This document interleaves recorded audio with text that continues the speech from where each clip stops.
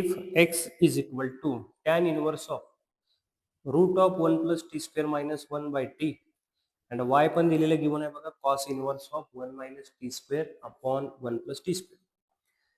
dy by dx find करायचं आहे.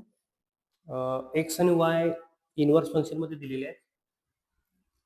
पण x दिलाय तो in terms of t, y in terms of t दिलाय. आणि हे पॅरामेट्रिक इक्वेशन झालं. आपल्याला फाइंड करायचं आहे dy by dx. तर आपल्याला ह्या x चा विथ रिस्पेक्ट टू t काढला पाहिजे, y चा पण with respect to t find केला पाहिजे. त्याच्या अगोदर बघा की बाहेर जर इनवर्स असेल, हे इनवर्स असेल तर आपण सेम ट्रिग्नोमेट्रिक फंक्शन क्रिएट करतो. हे जेणेकरून हे बाहेरचं इनवर्स आणि हे ट्रिग्नोमेट्रिक फंक्शन कॅन्सल होईल. तर आता त्याच्यासाठी बघा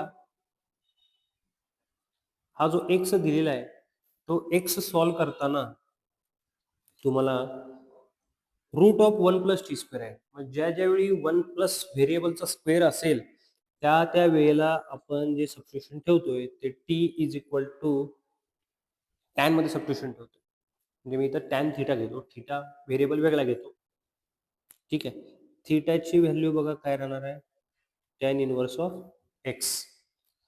तर आता ही जर व्हॅल्यू सबस्टिट्यूट केली आपण, x is equal to tan inverse root of 1 plus tan square theta minus 1 divided by tan theta. Simplify करून बघा, x is equal to tan inverse root of 1 plus tan square theta. Fundamental identity आपल्याला माहिती आहे, school level पासून बघतोय आपण. 1 plus tan square theta that is sec square theta, square square root cut होऊन जाईल, sec theta minus 1 upon tan theta. Okay, इथेपर्यंत समजलं. नेक्स्ट स्टेप बघा आता, x is equal to tan inverse sec theta means 1 upon cos theta and tan theta means sine theta upon cos theta. असं लिहिता येईल.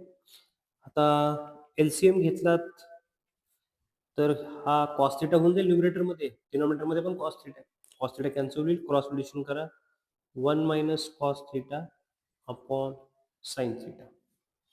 आणि आपल्याला माहिती आहे आता की 1 minus cos theta means 2 sine square theta by 2 and sine theta that is sine 2 थीटाचा half angle formula, 2 sine theta by 2 cos theta by 2.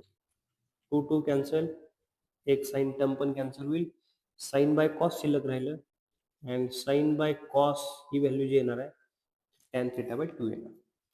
तर टॅन इनवर्स टॅन कॅन्सल होईल, x is equal to theta by 2 राहिलं.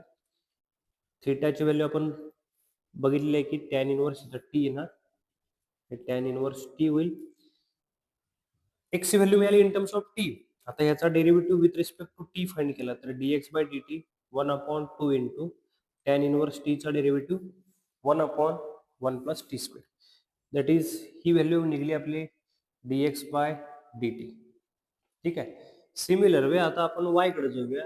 y value दिली आपल्याला cos inverse of 1 minus T square by 1 plus T square. तर आता cos inverse आहे, ब्रॅकेटमध्ये cos तयार व्हायला पाहिजे, म्हणजे आपण टी ला परत टॅन थीटाच व्हॅल्यू पुट करूया.